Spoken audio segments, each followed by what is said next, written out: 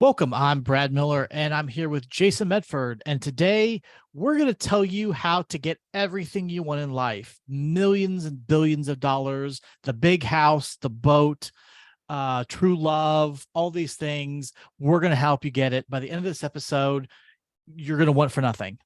Yeah. All right, Jason, Well, take it away. Explain how that happens. Wov, twoo, wov, or whatever it is that's going on alive, right? Now, Brad, was that a bit hyperbolic? Uh yes and no, right? I mean, but it's funny. I mean, you all know you're listening to the podcast, it's walking a spiritual path, right? But what uh what I see a lot of times from people on a spiritual path is they're trying to make money from their spiritual path. And again, there's nothing wrong with making money. But so most of the time when people are talking about manifestation, they're talking about having the private jet, having the 5 houses, having, the perfect relationship, right? But it's not as easy well, it is and it isn't as easy as like the Instagram pictures and everything would make it seem to be, right? And I Otherwise, we don't have know, it if it was. yeah, right. I mean, everybody would have it if that were the case. And granted, some of those things are staged, so don't believe everything you see. A lot of the people that are posting all this information about how abundant they are and how rich they are, and I guess that's one too where I think sometimes there's a misconception, or people almost get down on people who don't have a lot of money or don't have a lot of physical abundance, of like, oh, you must be doing something wrong spiritually if you don't have all this money. And it's like, well, the two are not necessarily associated, but maybe we'll talk about that on another podcast when Jason hops up on his soapbox. But anyway, let's talk about how to get what you really want, right? And I know, at least for me, when I know what I want, I can manifest it very quickly. There's just something, I mean, I what would normally take people months to do, I can somehow do in weeks. When I know what I want, then I can manifest it. So why don't I manifest everything that I think I want? Because I have a hard time deciding what I want. That's Okay. right. And I know, Brad, we were talking, but I think, people that are listening, if you're having trouble, quote unquote, manifesting, right, whatever it is, a lot of it might be because you don't really know what you want. You don't know what you want to create, or you're afraid to admit what you really want. And that kind of Yeah. goes back to the letting go and some of the other stuff we've talked about before. But, Brad, I know you brought this up as a Mhm. topic too. So Yeah. No, I I mean, think that's one we're of the kind of in the issues. same boat on this, right? Yeah, no, that's one of the issues is that I just don't know what I want. There's so many options out there. Um, you know, and so it's hard sometimes to narrow it down to one thing, you know. Um, it's kind of like the idea you're at a buffet and the buffet has steak and it has lobster and it's got, chicken and pastas and all kinds of things and stuff. And you're like, what do I pick? Like, there's just so many options and you get overwhelmed. And then you end up with like, I don't know, the veal cutlets or something like that, or the chicken tenders or something, like all these other options, but yet you just are overwhelmed with everything, and so you just kind of default to kind of the chicken tenders that you could get with the fast food joint down the road or something. And it's just because it's, and I'm sure we'll probably talk a little bit more about this when we learn about Jason's secrets to making things happen. But you need to know what it is that you want before you can get it. Yeah. I mean, plain simple. Like, if you don't know what it is that you want, how in the heck do you expect to get it? Right. Well, and I think, like you said, when I'm just from a human design perspective, I'm a person that gets shit done. Right. So you give me a project, you Mm, tell me something needs to be done, I'm on it. It's done. Right. Um, and it's not that I am not a big picture thinker and I'm not a thought leader and I don't see the world differently and it's not that I don't see what could be, but because there's so many things that could be, right? Trying to pick from them is sometimes hard. So let's take that buffet example you were just talking about, right? mhm. If we're sitting around and we're like, oh man, Brad, I'm kind of hungry. Are you kind of hungry? Yeah, I'm kind of hungry too, right? So, well, what should we eat? Well, I don't know. There's all these different things we could eat, right? So many different possibilities that it's endless, it's unlimited in possibilities, right? Because even still, I mean, again, we can think of all the different dishes that might have been made or that we've eaten or that we know about, but we could create some new, completely different dish Mhm. that hasn't existed before, right? And so I think sometimes, especially, because you and I have been trained logically, problem solver, right? Kind of thing. Mhm. And if I have a challenge, if I have a problem, if I know there's a project that needs to be done, I get it done, right? But it's sometimes coming up with what that is that sometimes is the harder thing to think about, right? But let's say then, again, we're like, I don't know, let's go to this place. It's got a buffet. So now we can walk into the buffet, and now instead of it being completely endless options, now we've got maybe 100, right? And so when I go into a buffet, I'll usually do my risk assessment. Okay. I mean, To it bring tracks. in a business term to a It spiritual tracks. Yeah. No, podcast, that's right? fine. Hmm. So I'll do my little, I'll take a walk through the whole buffet area and just kind of get a sense for what's there, what's available, what the different options are. I even kind of look sometimes at like what people are walking away from the buffet with, because sometimes that can kind of give you an idea. Like if you see half the people have the same dish on their plate, it's like, oh, that must be really good because so many people are actually doing it, right? So now we're narrowed down and I can walk around, I can look at all the different stuff and go, okay, now I'm going to go back. And again, this is just what I do from a buffet perspective. Okay. I'll get my plate. I'll go back and I'll get one or two of each of these different things that kind of jumped out at me that I thought. And I'm like, well, let me just taste it, see what I like, get a little taste of it. And then once I do that, then I go back for the real meal. Right. Then I go back and it's like, oh man, that shrimp dish was right. So I'll go back and get some more of that, whatever. Right. Um, and I think, that's a lot of what we're talking about here, right? Is that, and again, I'm no expert on this. I'm learning just like everybody else. But when I do put my mind to it, I get shit done and I do it quick. Right. And so, but I a lot of times take time figuring out what I really want. Hmm. I'm going around and sampling a little bit of stuff. I'm imagining different scenarios or timelines and how they might play themselves out and think, is that a scenario that I would be happy with or that I would like? No? Okay, well, then take it off the plate, right? Again, it's like you're looking at a dish at the buffet and you're like, yeah, those meatballs look a little slimy. I'm not gonna touch that. I don't think I really want that. So that's no longer an option for me, right? And so you're starting to remove some of these options. You're testing out a few things to see what you really enjoy, right? And once you start finding out what you enjoy, then you can start imagining, you can start creating mentally what that might look like for you.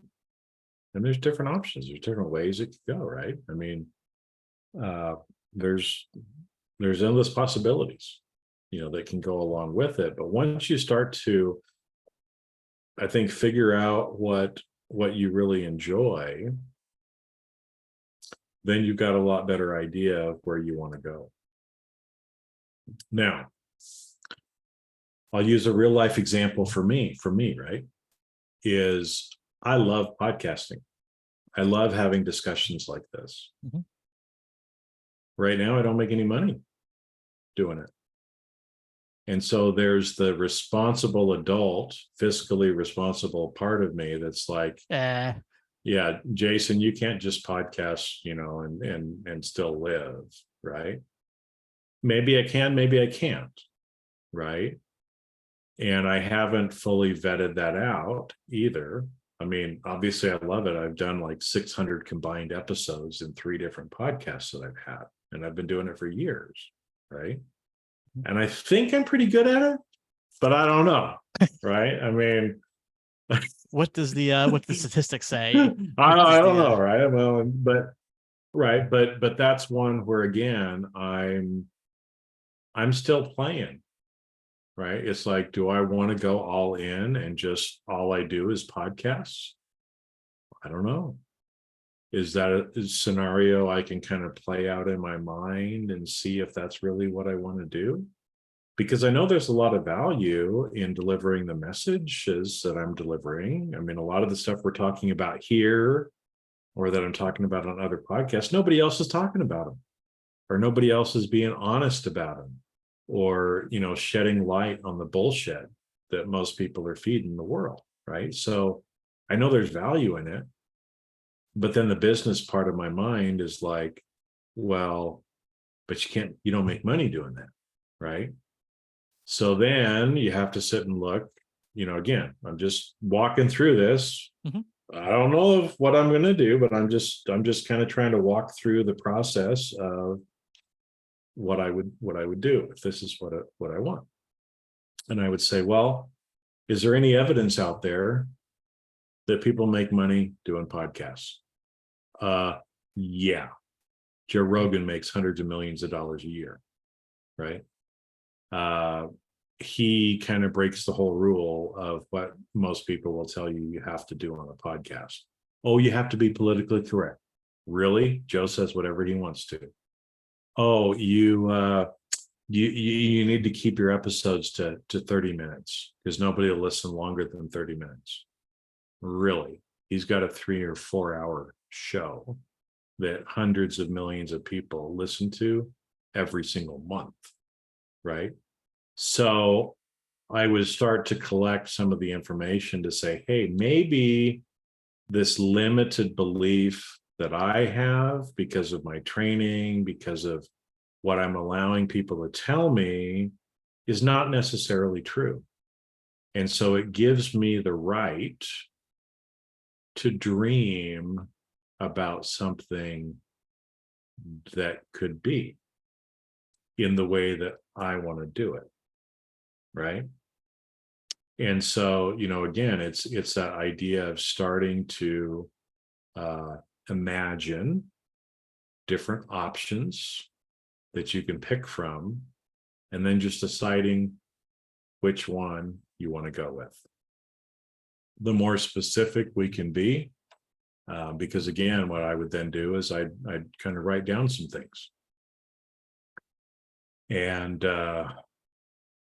specific details of things that I want to manifest, right? And then I would start to imagine it, play it out in my head, start to listen to my intuition to help me to know what to do to make that thing happen, right? And so again, I'm giving you an example of what I would kind of go through if that were the case, let's say from a business perspective. Now, a real life situation, I just moved not very long ago. I moved states. I, for a while, had been thinking that this might be where I want to live. And so there were some things that I was going through and doing and imagining and thinking about, oh, wouldn't that be nice? Wouldn't that be nice? Ba, ba, ba, ba, ba, ba, ba, right?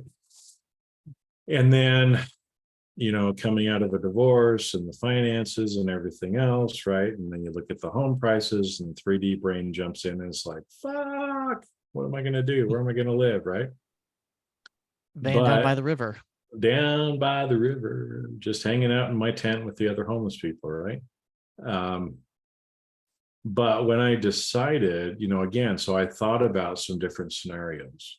Do I rent? Do I buy? What kind of house do I buy? What do I, where do I want to be? Right. And start thinking about some of those things and start telling myself I live in this area. Right. So I'm starting to seed that to myself.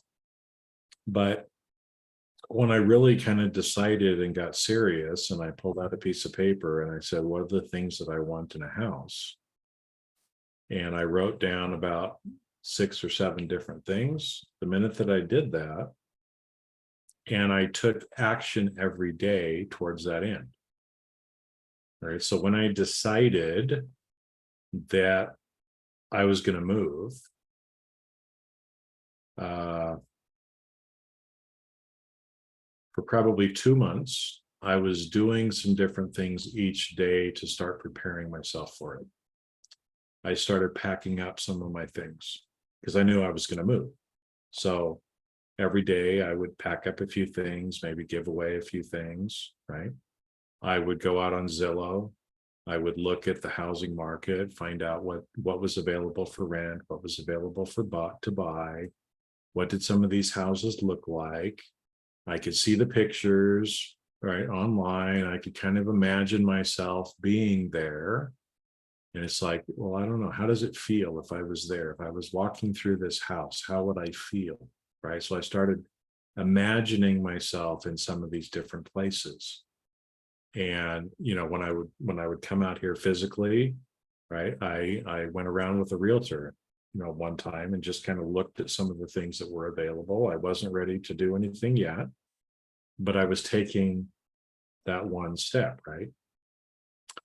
To the point to where when I finally decided, okay, I'm ready to go, right? Within 3 weeks, I had a place to live.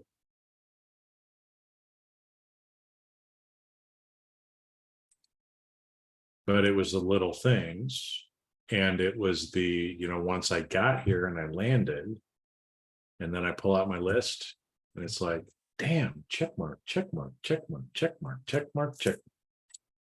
In fact, as I've been here, there's things that I said 3 years ago, 5 years ago to myself, check mark. But it didn't manifest itself for years, but it has now.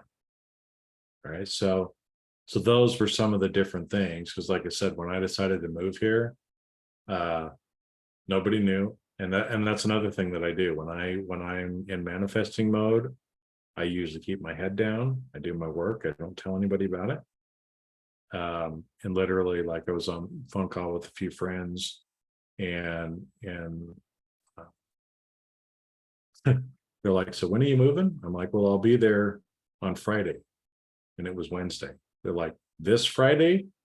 Yeah, I'm going to be there on Friday. That's 2 days from now. I know I'm going to be there on Friday, right? And I had already planned it out in my mind, and it worked out that way, right? No, So that's some of the stuff that I do. But again, it's for me, the hard thing often is figuring out what it is that I really want, because there's so many different options that you can pick from. Yep. Yeah. So you manifested your current house. My daughter actually manifested this house. Oh yeah. So we back at when the pandemic hit, we decided that we wanted out from where we were. It just, the neighborhood it started nice when we moved in, but after about 10 years, it kind of started to get a little rough. I mean, we had a drug bust outside, our window. There was a situation where there was a suspect barricaded inside a house across the street. There's a lot of vacant houses, things that were, um, you know, turned into rentals and things like that in the neighborhood. And plus, looking at the school district and things like that, with my daughter getting to that age, we didn't want to kind of stay there in that. And so we, at that point, we're like, we don't know where we're going to be ultimately. We have an idea of what we want area wise, but we no, we can't. This is not the area. So we actually moved out um, a year and a half, almost 2 years prior to finding this place, and we're living with in-laws and things like that. And then when we heard, I don't know if it was on Facebook or something like that, about this house that we're in, was they're having an open house. And we walked through the house and my daughter was with us. And as she's walking through the house, she's like, okay, so this is my room and this is daddy's office. And I'm going to have my play stuff here. And so she was telling the owners that were there, like where things were going to be and everything else. This is going to be her house and this was going to be her room, and her clothes were going to be in this closet, and like she had the whole thing planned out. And a couple of days later we got the call, said, hey, if you guys are interested, we'd love you guys to have the house. And so we that put us here. Well, see, and she was doing some of that same stuff again, right? Where she Mhm. was imagining you guys in that house and kind of wrapping it up, or saying, no, look, this is for us. This is our house, right? Mhm. And I know, like for me, when I first looked at, because this place that I'm in was actually the third place, right? That I ended up, kind of going to, because again, I was using a lot of logic in kind of the first two places. Mhm. And when I really, what's funny is when the second one kind of went away, my realtor sent me this listing, that day, like, oh, we didn't get the other one, it's already gone. What about this? And it's funny because I had looked at it before, but I kind of poo-pooed it. Like, nah, I don't know.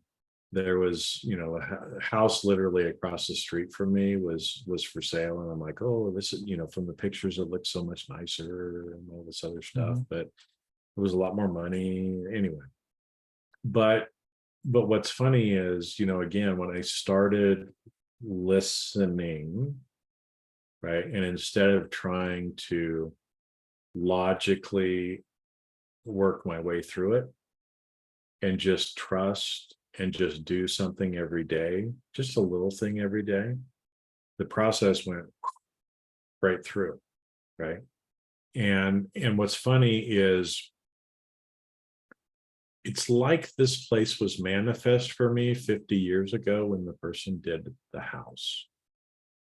It just took me 50 years to get here, to enjoy some of the things that have been put in place by other people that they didn't know. As an example, one of the things on my list that I wrote, because I'm a big sun guy. Okay. In fact, I'm actually even wearing my shirt. Here comes the sun Mhm. shirt, right? Go Beatles, yeah. I'm a solar baby. What's my name? It's Jay Sun. Sun, baby, sun. So here comes the sun. But I put down, I wanted to be able to watch the sunrise and the sunset. A lot of places you cannot do that. You cannot watch the sunrise and the sunset in most houses because of the way that it's situated, everything else that kind of is Mhm. is set up that way. And actually, as you were talking, I was thinking one of my childhood homes, we had that option too. The way that it was set up, it was that house ran north south, but we had big Mhm. windows on the east and west side, and with no encumbrances on trees or anything up close to us, so we could actually Mhm. watch the sunrise and the sunset in that house where I spent probably 10 or 11 years of my life. Um, but I can do it here. because of the way that the house is situated. And I've got a deck and covered patio, screened, part of it screened, that goes the whole length of the house. And so I can sit on one end in the morning and watch the sunrise. I can sit on the other end and watch the sun go down every day, right? And like I said, it's a little thing that was important to me, but whoever put this house here 50 years ago when they first did it didn't know that I was going to come later. But voila, right? The house across the street that I thought I wanted, yeah, had a better view in some ways, but I have kind of the same view. But they don't get the sunrise and the sunset. And in fact, it's lower down, so all the water when it rains goes right into their house. So, So how anyway, of them. but I guess so. So the other part with that that I'm talking about, and I think to kind of pull together, because again, it's walking a spiritual path, right? What we're talking about here is manifesting in the right way. You're evolving spiritually because you're trusting, you're listening to your intuition, you're putting out your intentions and working with the universe to create and plasmate and make those things happen in the 3D world, right? And so through the whole process, right? And again, I learned from going through the process of moving. I grew a lot by going through the process of moving, right? Because it's hard to move. Oh yeah. But this, and I probably moved 15, 20 times in my life. You're an expert then. I'm an expert, but this was honestly the easiest move that I've ever had.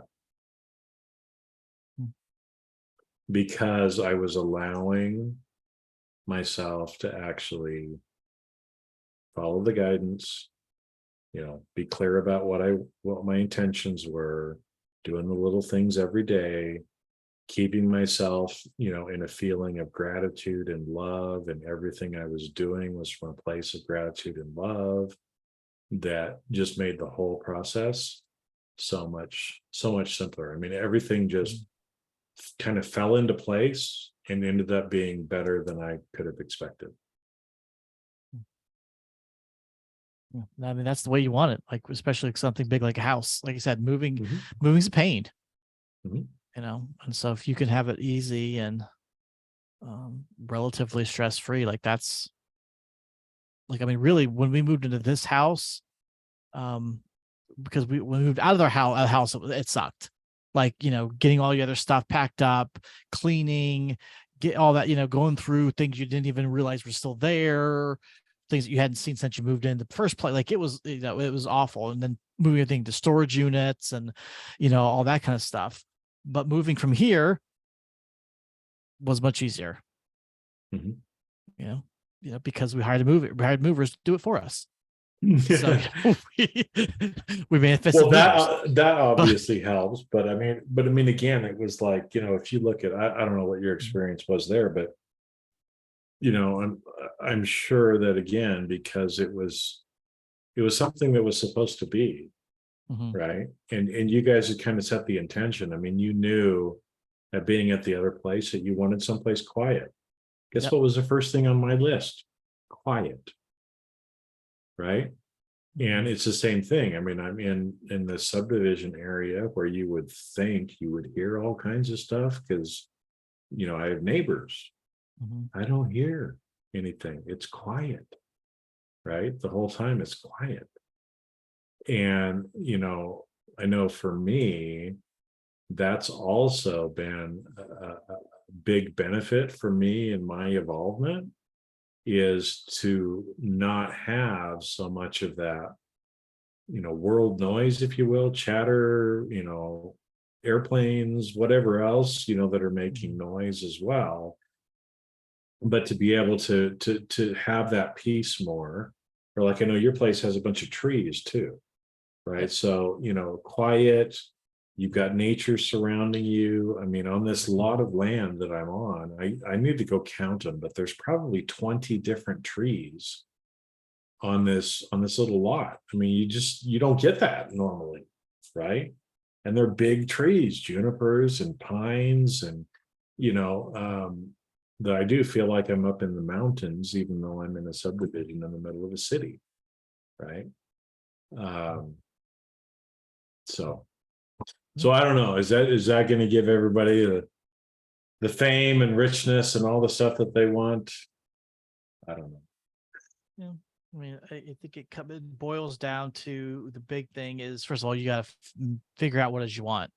Mhm. Again, I know that's what gets me, trips me up all the time, because I get so many different ideas. It's like the buffet. Like I see, like, oh, look, there's the steak. Oh, but there's that chicken dish over there looks really good. But oh, there's some really good pasta, and just kind of want a little bit of everything, as opposed to just kind of picking. I want the, just what, after I'm just going to get the roast beef. Like, it's just so many different options and so many different things, and so many possibilities. Because that's, I mean, one of the things about life is full of possibility.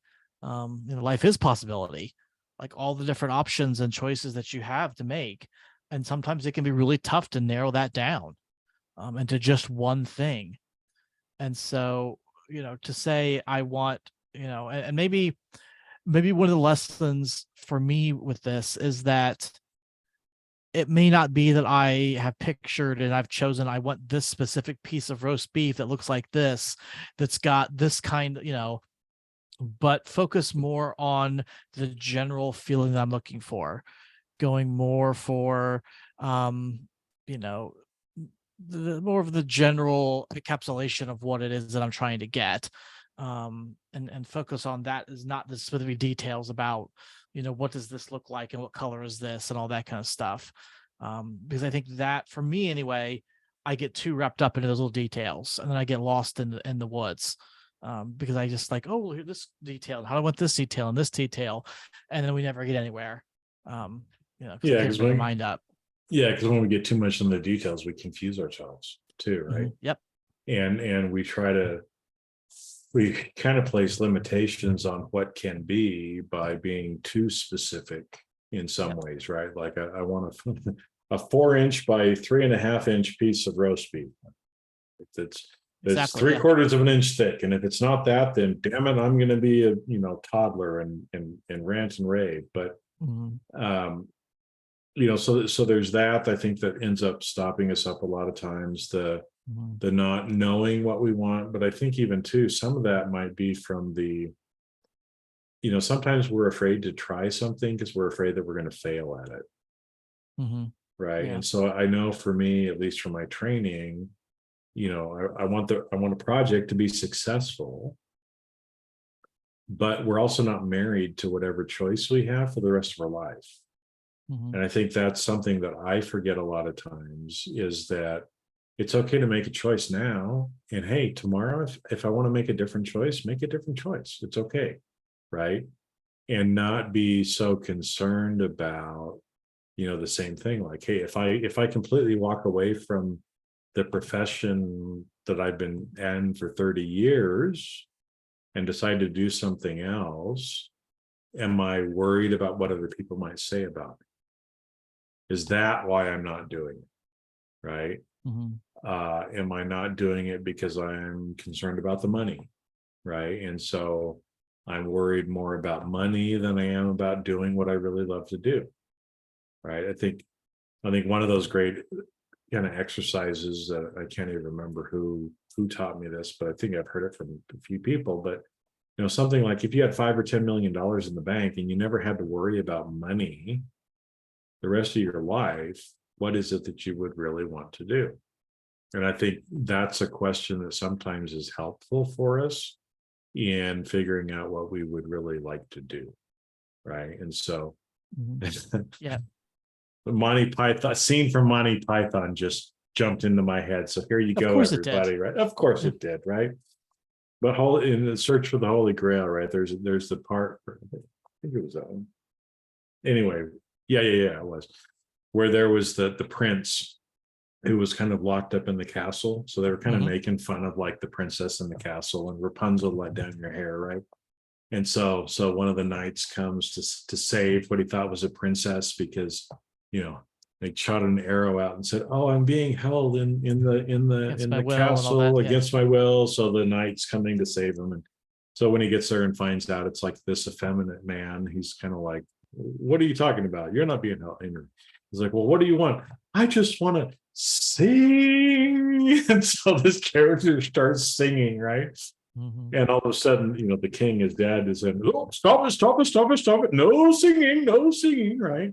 But every time when it was, to the prince, "What do you really want?" "I just want to sing," right? Well, if we just want to sing, then sing, right? Don't be afraid to maybe admit it. Especially if we're concerned about what other people think, then we usually are holding ourselves back from our true potential. And again, how does this tie in with all the spirituality stuff? If you're in a job that you hate, that sucks you dry, that leaves you in these low frequency emotions, that gets you angry, that makes you go home and want to yell at your kids or spouse or kick the dog, you're going to have a pretty hard time evolving spiritually. Right? But the more that you can feel good, be happy, feel gratitude, all these different things. And so if you're not doing what really makes you happy, you're halting your spiritual growth. Yeah. And feel free to replace job with relationship. Whatever it might be. All fits. Yeah. Whatever it might be that's holding you back. And we talked about that before with the releasing and letting go, is that, again, sometimes those things just, we have to let those things go in order for us to do what we really want, what really makes our heart and our soul sing, right? To be punny about it, but we use terms like that, right? So, Yeah. So there you go. Now you know how to get everything that your heart desires. All those easy, simple 1, 2, 3 steps. In five simple steps that you have to go back and listen to this again and write them down, because we're not going to give you like a PDF to try to take your email address. Because again, we don't get paid for this. So no. But if you do appreciate it, we'd love donations, right? I mean, if you would like to be our sponsor, if you'd like to be our patron, we would totally take that. I have no, we will accept patronage. We can work something out there. But